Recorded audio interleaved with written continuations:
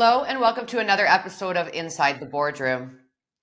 Today, we're talking copper exploration in one of the most exciting regions on the planet, the Zambian Copper Belt. Midnight Sun Mining is focused on its Solwezi project, right next door to First Quantum's Kansanshi mine.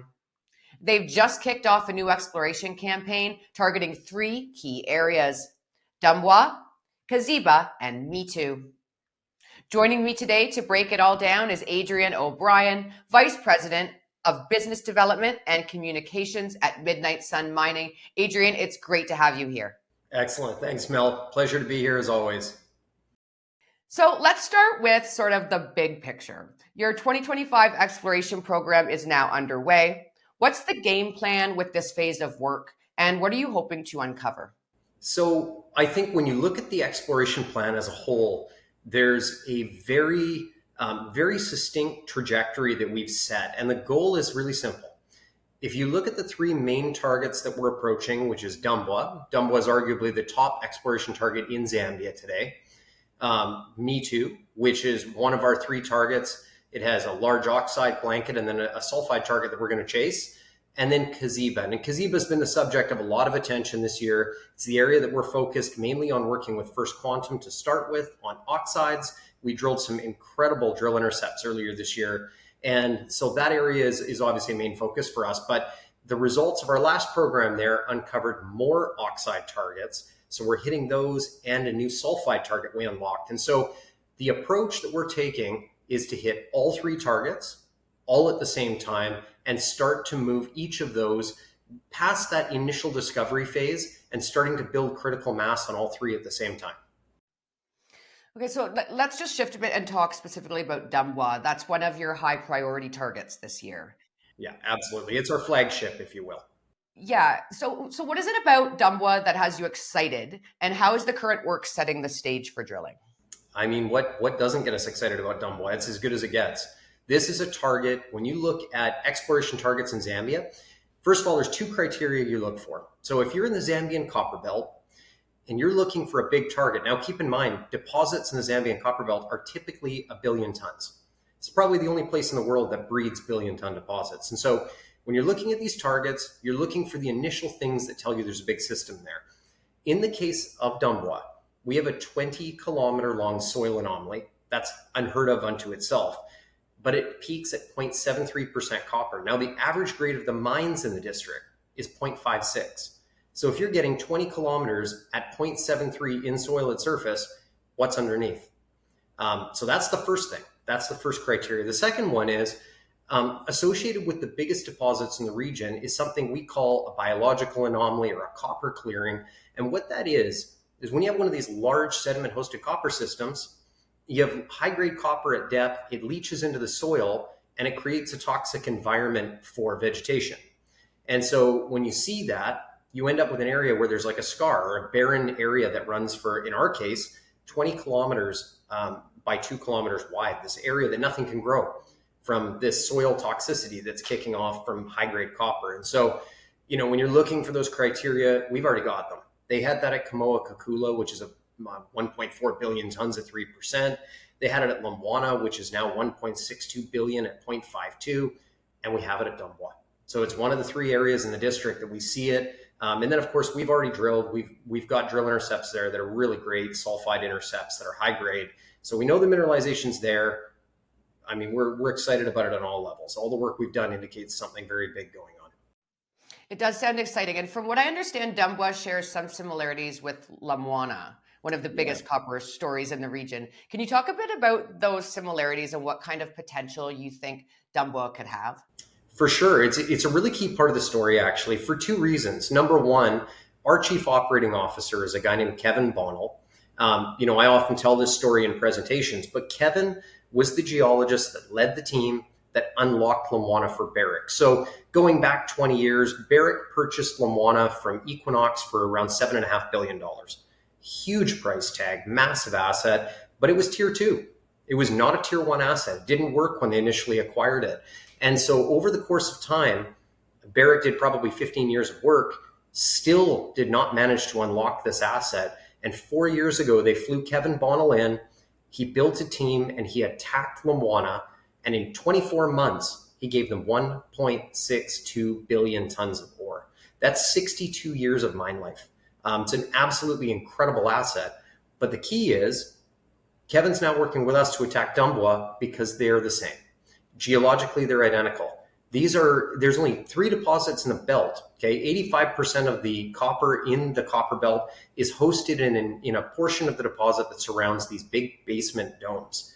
3 of the biggest deposits, or 2 of the biggest deposits, I should say, are hosted in the basement domes themselves. And those 2 deposits are Lumwana, 1.62 billion at 0.52%, and Kamoa-Kakula, which is absolutely massive, 1.4 billion tons at nearly 3%. The third target in the belt that's hosted in the basement dome is Dumbwa. So you have a dome-hosted system. Just like Lumwana, it's north-south trending. It dips or tilts about 15 degrees to the east. So does Lumwana. It's hosted in microschist. So is Lumwana. And it has stacked mineralization. So does Lumwana. So when you look at the geological analog, they're virtually identical. And so what we're doing is we're going in. Kevin, of course, has joined Midnight Sun for exactly that reason. He sees the similarity, he sees the potential to replicate his success at Lumwana, and he's coming in and taking the exact same approach that he used at Lumwana. And it's so straightforward, it's so simplistic. You come in and you get geochem first. So prove that it's there. You've got the copper clearing, do geochem. We've already got that. We have 20 kilometers of geochem. We know the system is there. So the next step is running an IP survey that will tell you where the structure is. And once you have that, you know the dip, you know the thickness, you know the depth, drill the structure and make a big discovery. So that's what we're doing now. It sounds very exciting. I just want to take a minute now to switch over to Kaziba. What's the latest on that front, especially with that new sulfide anomaly that you're chasing? Yeah, for sure. So Kaziba's been, obviously a big success story last year. We really blew the market away, I think, with the results we brought out in February. We hit stuff like 10.5% over 20 meters. I mean, 25 meters or so. We hit 5.5%. We hit these really incredible high-grade intercepts. But we now understand exactly what Kaziba is. It's oxide copper. So that's the surface portion of a sulfide deposit that's been oxidized and weathered. And in this case, we know that it's been transported by paleochannels. So imagine ancient riverbeds or ancient drainage channels that picked up that loose mineralization, mobilized it, and then it settled into pockets in numerous areas. And so that's what we found. And those drill intercepts were really impressive. They're right at surface. There's no overburden or very little. So this is material that First Quantum could theoretically scoop up with an excavator, put it in a dump truck, and take it straight to their SXEW circuit next door. They're in dire need of feed. So we know they need oxide ore. We're the only source in the area. So we're in a position to be source feed for them for the next 10 to 20 years. The exciting part about that last program, though, is that we found additional oxide blanket targets that we're now going to explore. We're now going to go and drill. And so we've launched this big program to go and attack it, but even more exciting, and keep in mind when I say that, we're talking this oxide copper thing, not only near-term production potential for us, but it could unlock very significant near-term cash flow. But the big prize for Midnight Sun are these sulfide targets we're chasing. And as I said at the beginning, this is an area that breeds billion-ton deposits. And we located what we think is the sulfide source of all of that mineralization, which means another one of these big dome sulfide deposits. So we are about to drill that as well. So are you using a different type of drilling method there than you've used? Yeah, so the oxides are all reverse circulation drilling. So that's cheap. I mean, your drill costs are very, very minimal. The holes are very shallow, so 30-meter average depth. And we're doing about 4,000 meters of RC right now. So it's aggressive. I mean, we're not sitting around, we're attacking all of those oxide targets. But on the sulfide target, you're right, it's diamond drilling. And the key for that is diamond drilling tells you what the structure looks like at depth. It gives you a picture of what that mineralization looks like so that you can move it forward. And that's what we need to use when we're drilling these sulfide targets. So just very lastly, zooming out a bit, what should investors be watching from Midnight Sun over the next 6 to 12 months or even beyond that? Well, I mean, 6 to 12 months for us is going to be a lifetime. We've got so much underway that this is expanding so rapidly. I mean, if you look at Midnight Sun on a 12-month basis, we've gone from a 20-cent company with a fantastic project that had discovery level, or discoveries made, I should say, across the property. But in the last 12 months, we've leveraged those up. We've reinforced those discoveries. We've got proof of concept at Kaziba. We're attacking Dumbwa. We're attacking Me Too. We've got a geological idea of what's going on. Kevin Bonnell has joined. We've brought Margot Nadi onto our advisory board. We have a deal in place with First Quantum.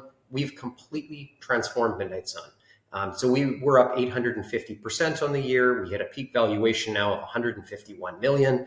We are just getting started, and yet we've come so far in the last 12 months. So on the next 12 months, we're attacking Kaziba. We're attacking Dumbwa. We're going to see Dumbwa drilled systematically, properly over the entire length of that 20-kilometer structure, kicking off in the middle of May or late May. I mean, this is final. I'm waiting 10 years to do this. We're going to be attacking Kaziba. We're going to be building out the oxides.